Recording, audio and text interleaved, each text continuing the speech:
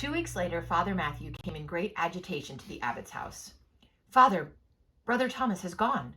"Gone? Where?" "Left us. He was not in matins, nor lauds, nor first mass. His bed was not slept in. He is gone.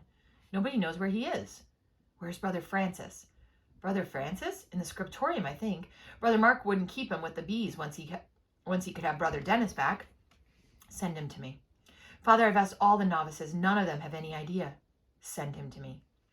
When Francis stood before him, Father Peregrine asked him bluntly, "What happened?" "Father, I can't be sure," said Francis cautiously, but the fierce hawk's gaze gripped him. "Don't give me that. You know him like your own self, brother," said Peregrine. "What happened?" "Well, he said nothing to me, but the guests who were here last week with the lame horse, the young lady, I think he fell in love with her." In the silence that followed, Francis shifted uneasily. "And how did he come to meet the young lady?" Peregrine asked him quietly. "He met her in the stable with the horse. Brother Paulinus sent him to the stable." There was another moment's silence. "So why is that troubling you?" asked Peregrine. Francis flushed. I also told him about her. I told him her name. It was indiscreet of me and foolish. I may have already sowed the seed in his mind. I never thought. Sorry." The abbot nodded. "There are reasons for silence. Hardly ever has a man regretted his silence, but there are thousands who have regretted their words. Still, it can't be helped. He said nothing to you then about going?" "Nothing, Father. I don't think he meant to go. I think he couldn't bear it." Peregrine sighed. "So be it. Thank you." Later in the week, Brother Tom's mother came up to the abbey from the nearby farm where his family lived to return his black tunic, the habit of the order. He had called into his family to beg some clothes and food and to borrow some money and a horse. He would tell them nothing, but ask them to return his tunic to the abbey. She was sorry. The summer slipped away and Tom did not return. Autumn came and went, its fogs and chills deepening into the harder cold of winter. November, December, and Tom had been gone 4 months. The brethren, for the most part, had ceased to wonder about him. December 10th, in a bitter cold night, the ringing of the night bell to wake the brothers for the midnight office shattered the frozen, starry skies like splinters of ice. Abbot Peregrine's eyes opened, and he lay for a moment in the warmth of his bed, gathering the courage to brave the frosty night. He lay there a moment too long, and his eyes began to drowse shut, his body longing with a deep, sensual craving to slide blissfully back into the depths of sleep. Sleep. He was pulled back to wakefulness by his personal attendant bending over him, shaking his shoulder. Peregrine levered himself up on his elbow and swung his legs out of bed. He fumbled to put his habit on, and after a moment said in exasperation, "I'm sorry, brother, I need your help. My hands are as much use to me as the lumps of wood in this cold." A young brother helped him put on his tunic and cowl over his undershirt, buckled his belt for him, then knelt to fasten on his feet the night boots of soft leather. Stiffly, Peregrine smiled his thanks, and he reached down for the wooden crutch which lay at the side of his bed. Together they went out into the cloister and along to the huge abbey church, floodlit by the silent white moon in the frozen sky. Father Chad joined Father Peregrine at the door of the choir, and they waited there in silence while the brothers shuffled past in the file, led by Brother Stephen carrying the lantern. The last brother passed in before them, and Brother Basil ceased tolling the bell. Then Father Chad and Father Peregrine followed into the choir and took their places. Abbot Peregrine gave the knock with his ring on the wood of his stall, and the community rose and began the triple prayer and the psalms. The day had begun. The brothers appointed to read stumbled over their words, their lips stiff with cold as well as sleepiness. Brother Theodore, giving the candle into Brother Cormac's hand as he came up to the lectern to read the 4th lesson, dripped hot tallow onto his thumb, and Brother Cormac swore, softly but audibly, causing Father Matthew to glance at him furiously. Brother Cormac was too sleepy to see or care. Father Peregrine watched his face as he returned to his stall from the lectern. It was wooden with weariness and cold, and the piercing blue eyes were dull with sleep. Brother Stephen, walking the round of his brothers with the lantern, stopped by Brother Thaddeus, who had dozed off to sleep, held the lantern in front of his eyes, and shook him awake. Thaddeus took the lantern from him, as the custom was, and took his turn to carry it, treading slowly around the choir, watching that the brothers kept awake. It was not easy, Peregrine reflected, the first year of monastic life. The young man came to the point of despair and defeat, not once but many times, as they learned the endurance and humility that was required of them, even when every nerve was at screaming pitch, suffering from cold and hunger and tiredness, from strict discipline and the rigors of penance and prayer. Not easy to turn their backs on despair and renew determination again and again, learning to continue in patience and peace, to offer all the trials up as a prayer. It never surprised them when a young man gave up on the life, came to the end of his stamina. But Brother Thomas had had a vocation. The abbot was sure of that. He wondered what had become of him. Matins ended, and the brothers had 10 minutes to stretch their legs in the cloister if they wished, while the bell tolled for lauds. The abbot crossed the choir to where Brother Andrew remained in his stall, telling his beads as he waited for the office to begin. Peregrine bent down to speak quietly in his ears. Brother, will you serve the brethren a bowl of hot gruel, each with their bread, when they break their fast? It is so bitter cold. Some of these men look in need of a little comfort. You may be excused from prying to prepare it. Aye, Father, it will be no trouble, the old Scotsman replied, and the abbot returned to his stall as the brothers came back in silence to their places, the cowled figures slipping like shadows among shadows in the dim and uncertain light of the candles and the lantern.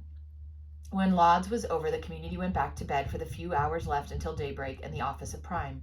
It's insane, grumbled Brother Cormac to Brother Francis, breaking the rule of silence as they crossed the cloister to wash themselves and comb their hair after prime. It's barbaric. Is heaven offended if a man has a good night's sleep before he prays? There's not an inch of my flesh but groans in protest when that infernal bell breaks in on my sleep. It is no help to go creeping back after lauds and shiver till morning either. Brother Cormac, Father Matthew's whisper reproved him, you have no leave for conversation. Cormac knelt before his novice master, saying more irritably than penitently, I humbly confess my fault of talking when I should be in silence, and I ask forgiveness, Father, of God and of you. He rose to his feet as Father Matthew blessed him. The novice master continued on his way across the cloister. The whole place should be towed out to sea and sunk, muttered Brother Cormac in Brother Francis's ear. The only one of us who had any wits was Brother Thomas. Francis smiled at him and nodded. There was nothing to do with Cormac but humor him first thing on a winter's morning. Francis wondered about Tom. He missed him. He was never mentioned. They never mentioned anyone who left, but Francis had never ceased to pray for him. Father Peregrine also had continued to pray for Brother Tom. His thoughts were on him that evening as he sat in the house after vespers, peering over his work in the candlelight, huddled in his cloak. The room was barely warmed by the meager fire that glowed in the hearth. He looked up and called out, Benedicite.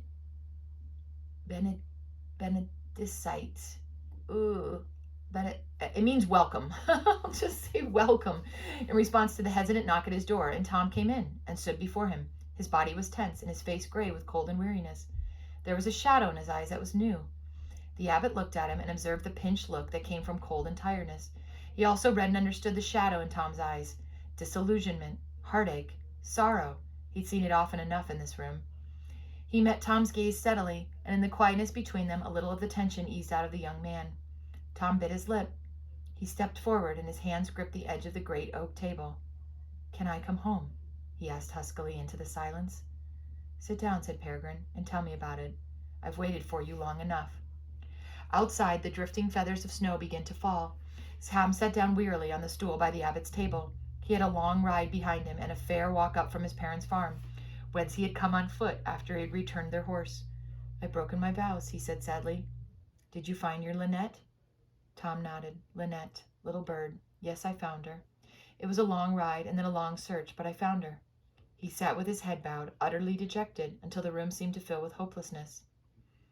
Would she not have you? Peregrine asked him gently at last. Oh, yes, I think she loved me. Her family made me welcome. I was with them for 2 months. Yes, she would have me. His words came slowly and so quietly. Peregrine had to strain to hear him. It was like a dream. It was a dream. Lynette, little bird, such brightness, such sweetness, and she would have had me. Then Father Peregrine was puzzled. Tom raised his head and looked at him out of despair. I promised, he said, the brethren and the Lord Jesus and you. I had made my first vows. Father, I'm a monk. How could I stand before God and vow myself Lynette's man when I'm already vowed to holy poverty, holy obedience, holy chastity? I mustn't break my promise. Did you tell Lynette this? Tom nodded miserably. And you really want to come back to us? Is it that you feel constrained by your vows, or is it a thing of your heart? Father, this is my home. This is my life. There is nowhere else for me. This is where my peace is. Will you have me back? Peregrine considered the young man before him. It is a grave thing you have done, he said at length. The brethren will need some convincing. For myself, his gray eyes searched Tom's. God knows we all stumble and we all fall. One thing I must ask, take it not amiss. Lynette, you are sure you have not left her with child? Tom shook his head. No, I did not. We did not. No, she could not be with child. Father Peregrine weighed in it waited in his mind one more moment. Then he stooped down and gathered up his wooden crutch. "Come to the kitchen, then," he said as he pushed back his chair and stood up. "You look hungry and bone-weary. Eat well and sleep here in my house tonight. Tomorrow you must begin again, asking to be admitted here. I cannot promise the brothers will have you back, but I will do what I can. If they receive you, it hardly needs me to tell you where there would be room for you. There would be room. Okay, let me try that again. If they will receive you, it hardly needs me to tell you there would be room for no more such mistakes. Come now, eat heartily and sleep well. We will see what tomorrow brings." The ritual of begging admittance to the abbey was almost, but not quite, a formality. The aspirant had to stand outside the great gates of the abbey and beat on them with his fist. The man in question would, of course, have been to see the abbot long ago and be expected in the community. The form was that the abbot and his prior would open the gate to him and ask, "What do you ask of us?" The man at the gate would then ask, according to the custom of the abbey, "I beg you for the love of God to admit me to this house, that I may do penance, amend my life, and serve God faithfully until death." And the abbot would welcome him in. There were occasions, though, and this was one of them, when the community had reason to be unsure of the man begging admittance at the gate. They then tested the sincerity of his intentions by the simple but surprisingly effective method of keeping him waiting. The morning after his arrival back at the abbey, Tom was still sleeping off the exhaustion that followed weeks of troubled nights and conflicting emotions, while Father Peregrine was addressing the community chapter meeting. "Brother Thomas has returned to us," he said, and took note of the guarded expressions, the slightly pursed lips of some men, the surprise and interest of others. "I cannot, under the circumstances, take it upon myself to admit him here again without the goodwill of the community. I have talked with him, and I will vouch for him that he comes with pure intention, burdened with no mortal sin. He is wiser by his experience and truly sorry for his conduct. In my judgment, his return to us is the return of a man submitting to a true call of God. Brothers, I beseech you, be merciful. Think on your own weakness, and be not over hasty to condemn. You have today and tomorrow and the next day to pray and consider. The day after that I will take counsel of you, and we will come to a decision. I ask only this, that you seek God's wisdom, and you search your own heart. But let no man presume to discuss the matter with his brother except at the chapter meeting today or tomorrow morning. Has any of you a question to ask?" "I have." Old Brother Prudentius rose to his feet. "Is it true or is it not that Brother Thomas left because of a woman?" A slight murmur rippled through the community. Peregrine, sitting imperturbably in the great abbatial chair, ABBATIAL chair, listened to it. Embarrassment he detected and disapproval. He inclined his head slightly in assent, but said nothing. 4 months is a long time," continued Brother Prudentius. "Why has he come back? Has she jilted him? Is he weary of her? Why the change of heart after so long?" "It is a long time, brother, I agree. No, she did not abandon him, nor did he weary of her. He came back because of his promises to Almighty God. He would not make a marriage vow, having once vowed himself to serve God as a monk, in his first vows here." "But, Father, surely he has broken his vows?" Father Peregrine took a deep breath and let it go in a sigh. He looked down for a moment, then lifted his gaze to meet Brother Prudentius's eyes. "And which of us has never done so? Is there a man here among us who can boast perfect poverty, perfect chastity, perfect obedience? God have mercy on me, I make no such claim. But I promise and therefore persevere. His was the weakness of youth and vitality. Our weakness as his pastors was that of negligence. We failed him no less than he failed us. He offers us the grace of trying again. Most good shepherds seek their lost sheep. We are lucky. Ours has returned of its own accord." "And I couldn't really push them harder than that," Peregrine reflected as he returned to his house after chapter, to find Brother Tom, having woken, washed, dressed, and found himself some breakfast, awaiting further instruction. "Have you eaten well?" asked Peregrine. "Are you sure now? Then borrow my cloak, for you'll need it. You must go out of the gates and seek admittance again. Be of good courage." Tom walked out of the abbey through the little postern door set in the great gate and heard it click shut behind him. He stood on the road, looking up at the turbulent sky, banked with cloud and deepening tones of gray. The wind was sharp as a knife, and he wrapped Peregrine's cloak around him, glad of its protection. The snow that had fallen in the night was mostly melting, but the puddles that lay in the wheel ruts and potholes of the road were frozen over. Tom thought of Lynette, the last sight he had of her, standing very still, silent tears rolling down her cheeks, her eyes drinking in everything about him and storing it away in her heart. The dreariness and hostility of the weather suited his mood as he turned again to face the great door, asking himself, "Am I really going to do this?" Then he raised his hand, clenched hard into a fist, and beat on the abbey gate. There was no response. He raised his fist again and thundered on the massive door. There was still no response. Tom stood, nonplussed for a moment, then remembered Father Peregrine's words. Have you eaten well? Are you sure now? Then borrow my cloak, for you'll need it. And he understood. They meant to make him wait. He wandered about a bit, leaned on the wall and gazed out across the valley, looked down through the road towards the village, watched the rooks squabbling in the trees at the roadside. He bent down and picked up a little stick that lay on the road, peeled the bark off of it, broke it into bits, and threw the pieces away one by one. The wind was stinging his ears, and he covered them with his hands, but that left his cloak flapping free, so he wrapped it around him again. How long does this go on for? He wondered. He went again and beat on the door, but no one came. Feeling slightly foolish, he turned away and sauntered about. He tried to whistle a tune, but the wind snatched the breath from his lips. Mother of God, it's cold, he muttered, and moved close to the shelter of the abbey wall. After a while, a cart came up the road on business at the abbey. The carter stopped at the gate, glanced at Tom in curiosity, then went through the postern to seek admittance from Brother Cyprian, the porter. The great gate swung open, and the man came out and led his horse through. The cart wheels rumbled across the flags of the yard, and the horse's hoofs clattered loud on the stone. Brother Cyprian, closing the gate, nodded to Tom standing there, but had neither word nor smile for him. The noise of the gate as it clanged shut, leaving Tom outside, echoed through his head, his heart, his soul. He thought of his mother and father. They would be at home now, eating a hearty meal before a roaring fire. And Lynette? Baking, maybe, or sitting with her mother and little sister at the hearthside, spinning or sewing. He wondered if she thought of him too. In the abbey now, the midday office and meal would be over, the brethren going quietly about their work. Francis would be blowing a little warmth back into his numb fingers in the scriptorium. He would be through with that book of Psalms now.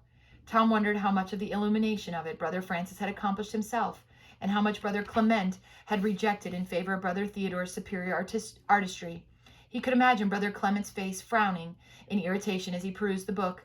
The mediocre lettering, the uneven quality of the illumination divided between Brother Theodore and Brother Francis's efforts, the parchment grubby with sweat and worn with too much erasing. The months of work would likely be dismissed with dry disfavor. I doubt if this is one for posterity, brother. Fortunately, Francis was used to it, and his good humor was equal to it. It would be good to see Francis again. Tom was not a solitary man. He liked company and conversation. He liked to work alongside other men. The loneliness outside the abbey seemed as final and chilling as hell. The leaden despair of it took hold of him and filled him. Sing something, he said to himself. What shall I sing? A psalm? Anything? He began to sing, and the words that came to his lips were the words, Have mercy on me, O God, after thy great goodness, according to the multitude of thy mercies, do away mine offenses. As he sang the mournful chant, sorrow welled up in him, and though the words came out of their own accord to his tongue, his mind was not on them. I've broken my vows, disgraced myself, and they may never have me back, he thought. Oh, if they don't have me, what then? And he continued singing, Make me a clean heart, O God, and renew a right spirit within me. Cast me not away your presence, and take not your Holy Spirit from me. His throat ached with forlorn misery as he abandoned the chant. And that is the end of part 3, and we're going to stop there. There will be a 4th part of Keeping Faith, which is chapter 3, In the Wounds of God.